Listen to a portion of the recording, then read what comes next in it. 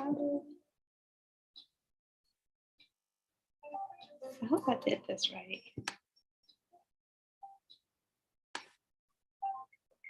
I thought you said that you were serious about growing on Instagram. Then how come you haven't gotten into my free Instagram growth course?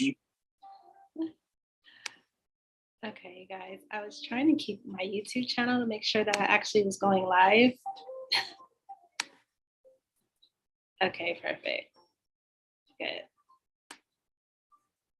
It's okay, my mic is on. Perfect. We'll get started a couple of minutes after. I do have a hard stop at 8 because I do have a commitment. So I think I'll record it. I am going to pull up my presentation.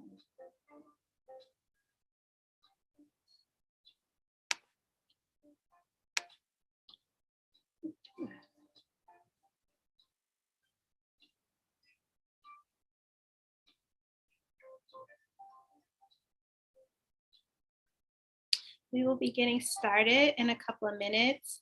I don't know where you're joining me, if you're on YouTube or Zoom, but if you could drop your state or your county, I'm gonna try something new. And because this is overage, how I find a lot of good deals is through some of my students. And so this is my first time doing a Q&A live about overages. So wherever you are, if you do have access to drop your county that you live in so that I could check that county to see if it's a third-party friendly state. And if you do it on YouTube, I'll comment you back in regards to that. So for those that are joining or coming in.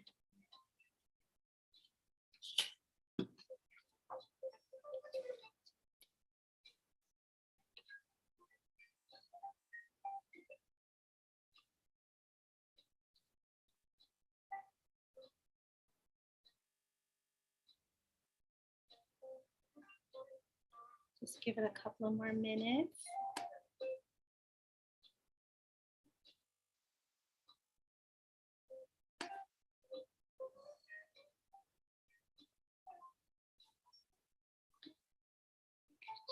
Screen.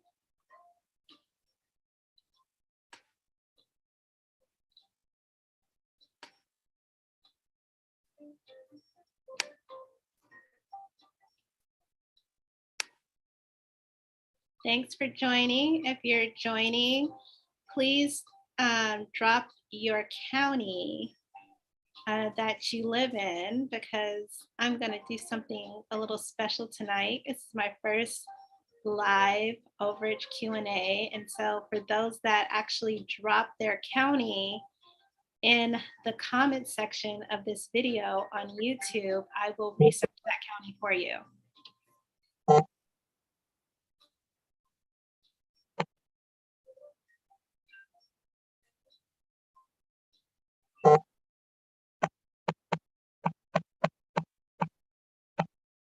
Let's see, how do I do that?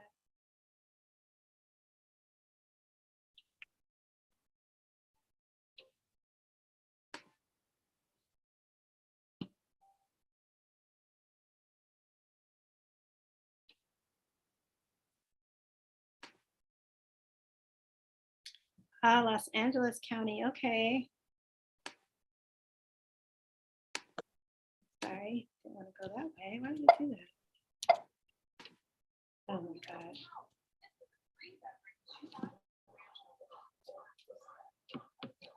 You know what's interesting?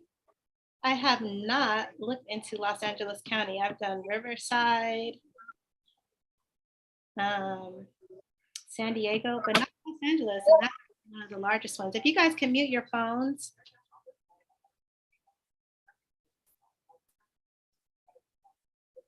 This is live and it is being recorded. Okay, it is 7:30.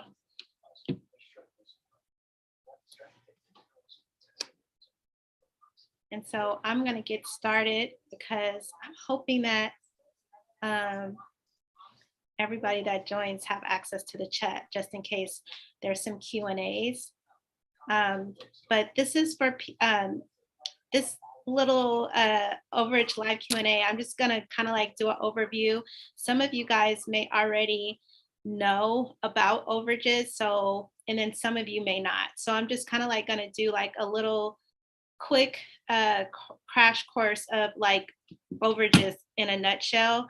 And I have about 10 slides. And then for those that are on, if you have any questions in regards to overage, please drop it in the chat and I will answer them as soon as my little presentation is over. You may be joining for one or two reasons. You either see me on YouTube or I guess I should mute my phone. Sorry about that. You either see me on YouTube or you've been in my Facebook group and you may have had questions about overages. But I'm going to just kind of like do a brief overview of overages and then I'll get into the Q&A. So for those that don't know about overages, and I put in this thing, what are tax deed overages? Because a lot of times I do get people that ask me about mortgages, state surplus funds, but I specifically only do tax deed overages. And if you guys don't know anything about real estate and what's going on right now, this is probably one of the best times to either get into tax deeds or tax deed overages. I like to say this is a recession-proof real estate investing because it requires no upfront money and you literally can get 100% return on your money. So I'm just going to go into what are tax deed overages. And basically, when a property gets defaulted for not paying your property taxes, there's a minimum bid. And normally that minimum bid is what is owed to that county and all the fees that were assessed from that county. So anything over the minimum bid, the owner has the right to those funds. So I just kind of like did a little overview. I said the minimum bid is 10,000. If the property sold at the auction for 150, then there's an overage of $140,000. Now, 9 times out of 10, most owners do not know that they have the right to collect that money. It just astounds me how much people do not know about overages. But most importantly, the owner does not know about overages. Another thing I wanted to go over, because I get this a lot, is a lot of people ask me, okay, well, what do I ask for, or what is the name that I utilize when I'm talking to the county? So I wanted to briefly share that with you as well, because if you're going to try to do this on your own, there's different terminology that is used in this business. I personally like to use overages because I feel that overages it makes more sense to me. It's like whatever is over the minimum bid. But in some counties, they're called surplus funds. In other counties, they're called excess proceeds.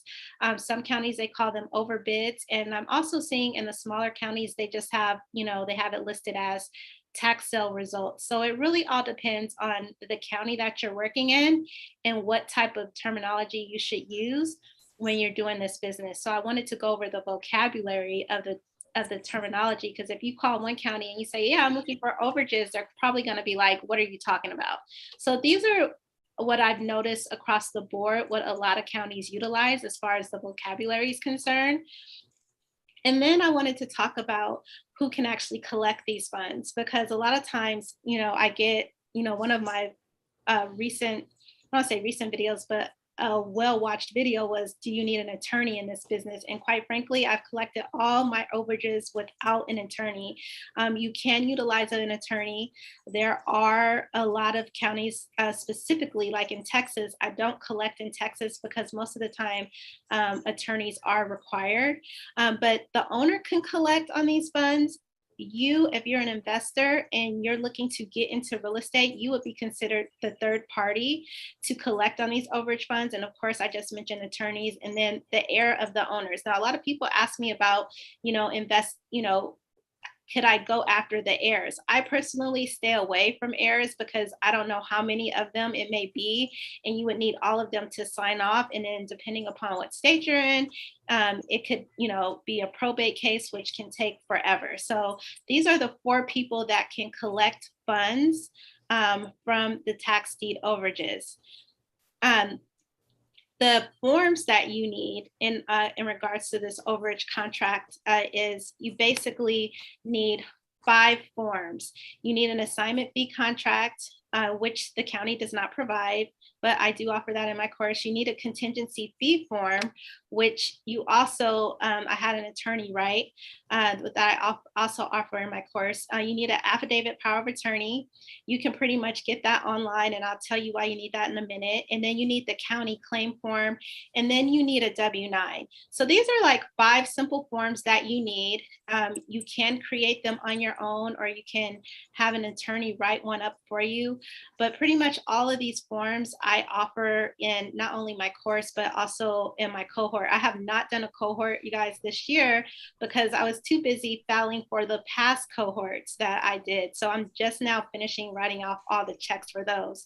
So, but these are all the forms. If you're going to try to go about doing this on your own, these are some of the 5 basic forms that you need if you are wanting to do the overage business on your own. And it's very important to have these forms. Just to go over real briefly, the assignment fee contract is depending on what county you're working in, you could assign the check over to you. So you need that form so that the check will come in your name. Some counties will not allow that. The contingency fee form is just basically them you're agreeing on the split that you're going to do with the owner. And then 3, the affidavit of power of attorney, you need that if you are going to work with the county that will not put it in your name. So you need that power of attorney so that you can sign the check over to yourself. And then number 4, you need the county claim form. And that's the form that the county requires you to fill out in order to process the claim. And some counties require you to do a W-9. I do a W-9 also just for myself because the checks are coming to me and then I get my cut and then I send it to my claimant and I don't want to be responsible for all that. So those are like some of the 5 simple basic forms that you need when you're doing this business. Now, in regards to the information you need in order to process a claim, these are 5 different things that you need from the list. Now, I do explain this in my cohort. I think I might have explained it on one of my YouTube videos as well. When you are filing for these claims, I have several different claim forms. I know I have a video on that. All the claim forms are different. So it's really important to have the different claim forms that you want, that you're looking to utilize on here. It's important that all the claim forms, you have to read them thoroughly because they all are going to ask for different things. So you definitely need the original owner's name, which a lot of times that's one of the biggest mistakes that people make. They don't have the right owner.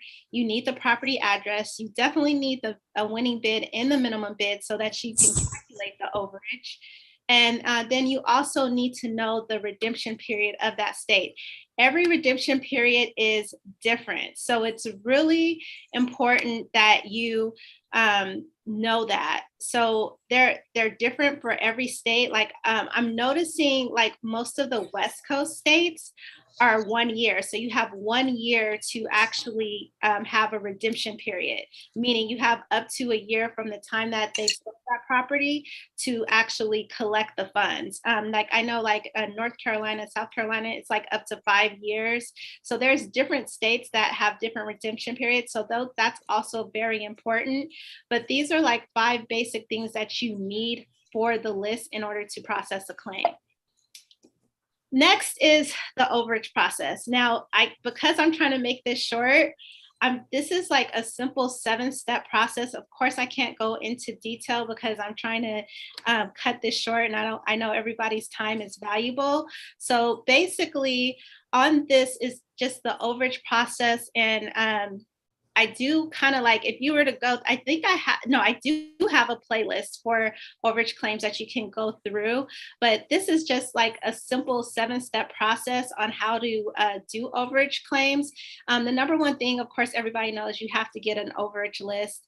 I did put tax sale results.com. I'm not affiliated with them, but I do find it very easy for people that just want to like look and see the potential of type of money that you can make.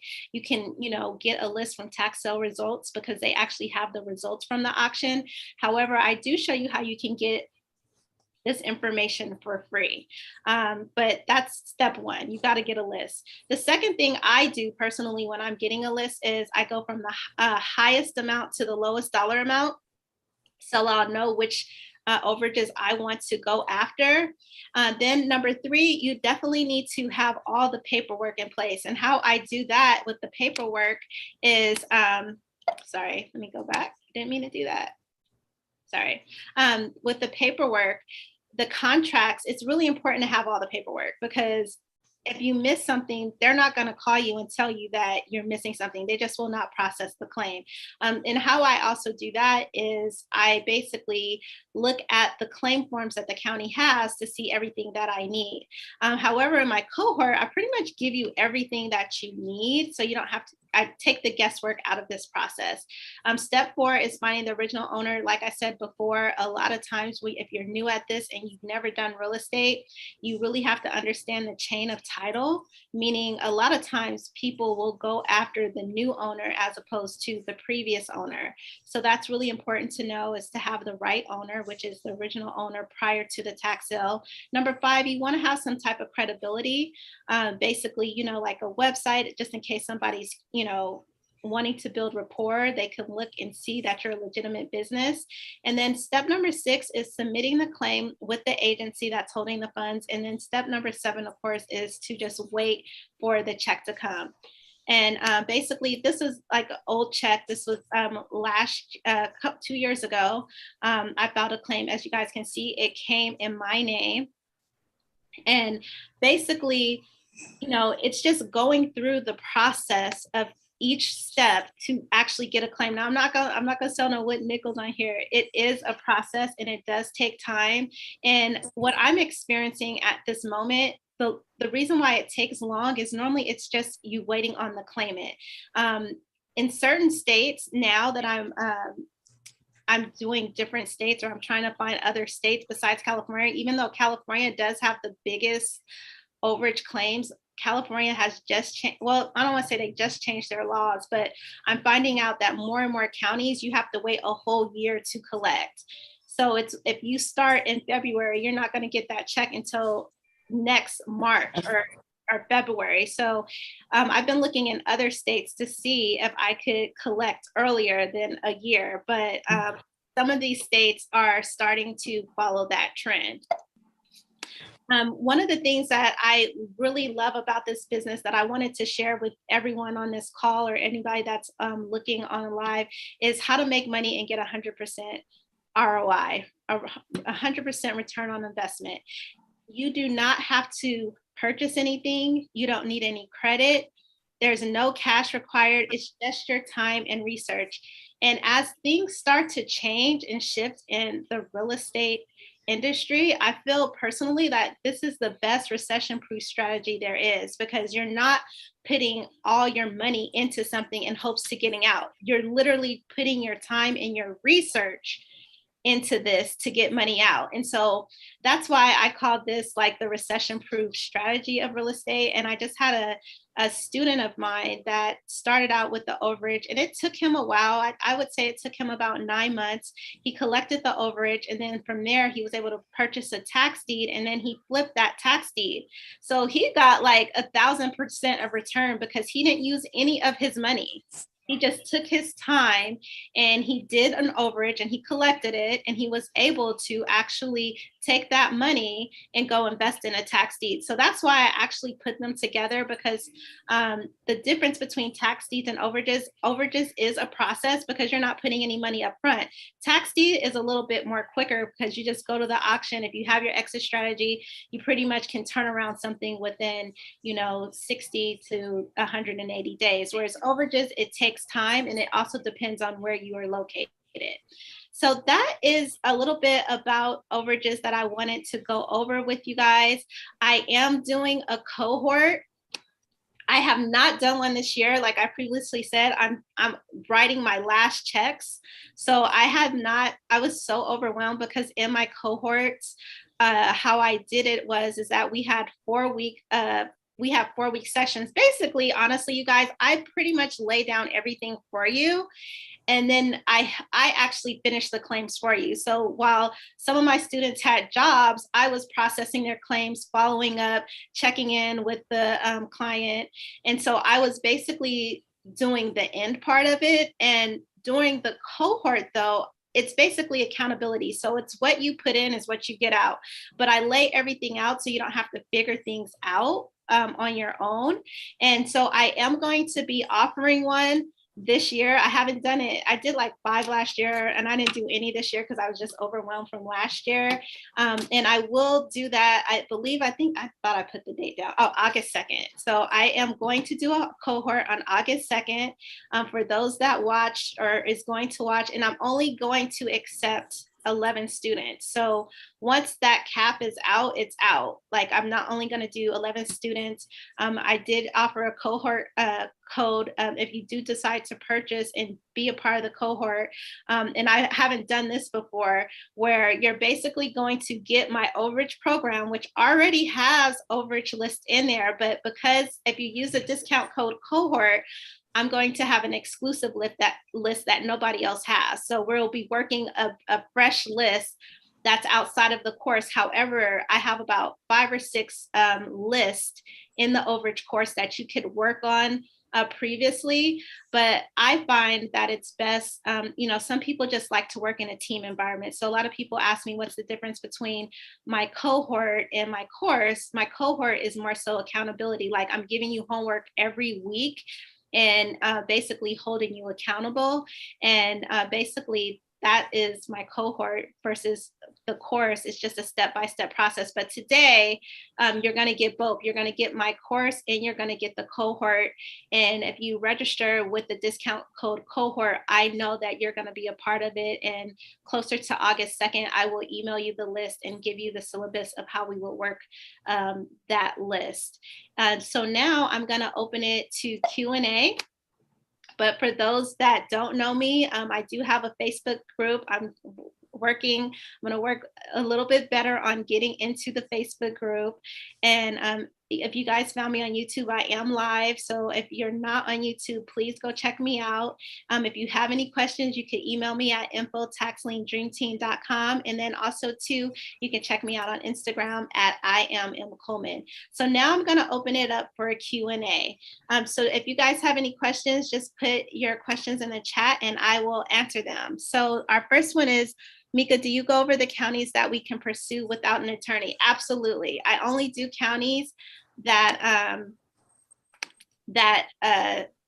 do not allow attorneys. So like even in my overage cohort and in my course, they're all counties that I've already vetted and I've worked previously that I know that there are no attorneys involved. Mm-hmm. Any other questions?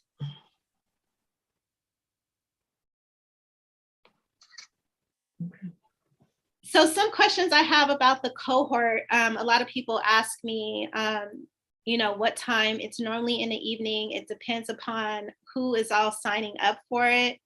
I don't know how I'm going to figure that one out because I actually did it on my my platform. I'll probably have to email. So it just really depends. If I have West Coast and East Coast, I try to have it on a time where it's in the evening, where it's not too late for my East Coast people and not too early for my West Coast. But if it's all East Coast, then I have it, of course, but like between 6:30 and 7:30, I always have it in the evening. It is once a week. You are required to come on there. I do have playbacks if you do miss it, but the whole point of the cohort is us working together and actually having the camaraderie of a team effort. So I do advise that it is 4 weeks. At the end of week 4, we do go over claims. That's if you've done the work. And if not, you guys can email me and we keep in touch if you are able to get a hold of a claimant. And it says, do these counties have quicker turnaround? So the county that I called today that I was going to do the exclusive list, they just told me that there is a year, but some of the counties, I can't remember all of them, they do have quick turnarounds. But California and Nevada, no. They're not quick turnarounds. I have not done anything in South Carolina, but there's a lot. South Carolina is probably a good one because you have up to 5 years. So you could go back 5 years on a list if you wanted to.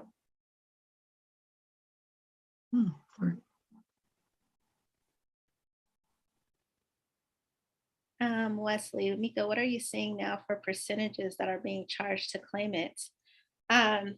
So that's a tough one too, because, well, but Wesley, you've been in my course, it doesn't matter. But what I've been seeing is 10 and 15%. But I do charge fees. So I get like between 15 and 20%. But you know what? Like I just had a claimant and it was just really crazy. The chain of title was really messed up. And it was like a $30,000 claim. So I was okay with 15%, but come to find out the chain of title was messed up. So the $30,000 claim ended up being a $12,000 claim. And I was like, I'm gonna have to increase this percentage because I did all this work to get, 15,000 less. So I actually increased it. So it really depends. But to answer your question, pretty much like between 15 and 20% on the claimants. But Wesley, I think we've talked, I don't know. I talked to so many people and I don't even know if it's the same Wesley because I took all the videos off, but I always tell people I learned that early on. And when I was doing overages in the beginning, I was, my ego got in the way and I missed out on a $200,000 claim because I didn't want to go below 20%. And so what ended up happening is I lost that claim. They didn't claim it either. So I always tell people, don't tell the claimant unless it's something ridiculously low. Don't tell the claimant what you're charging. You give them the ball and then you negotiate from there. But pretty much between 15 and 20%, Wesley, to answer your question. And this one says, do you go over tax deeds as well, or will it be all overages? So in my cohort, it's just overages. We're just going over overages. But I did do a survey in my Facebook group, and my Facebook group wants to know more about tax deeds. So I'm going to work on figuring out how to do like more like live Q&As on tax deeds and providing more information on tax deeds in my Facebook group. Oh, good for you, Wesley. You've been working traditional real estate deals. Well, good. I hope you're making money and saving it because I'm starting to see a lot of more properties. And the weirdest thing is I'm seeing less people at the auction. So I'm like, what is really going on? And I was like, it can't be that much of a recession, but good that you're doing traditional real estate. I promise you guys this time next year, there's going to be a lot of properties. I was just, I'm going to do a video on it, but even some of the mortgage companies are already filing bankruptcy here in Texas. So What? yeah, so there's going to be some stuff coming. There's going to be a lot of properties and a lot of overages to collect. Okay. Yeah. Does anybody have any other crazy questions?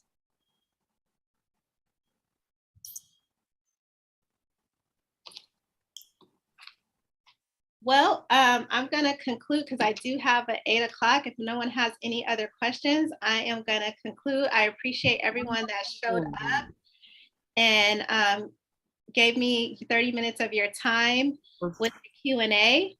And I look forward to working with any of you that are interested soon. Wesley, you had a last question. What's your question, Wesley? Can I just come off mic and can you hear me? Yes, I can hear you. All right. I can't type that fast. Hey, Mika, how you doing? Nice seeing you again. It's nice talking to you too. How are you doing? Oh, pretty good. Yeah. So so around August the 4th, well, actually August the 14th, we're going on vacation in Washington State. You said this is 4 weeks, right? Uh-huh. So starting on August the 2nd, then every week after that, 3 more weeks, Yes. basically. Uh-huh. Okay. And would everything be recorded? I'm not sure that was asked already. Yes. So I do record them. Yes. Okay. Okay. Thank you. You're welcome. Any other questions?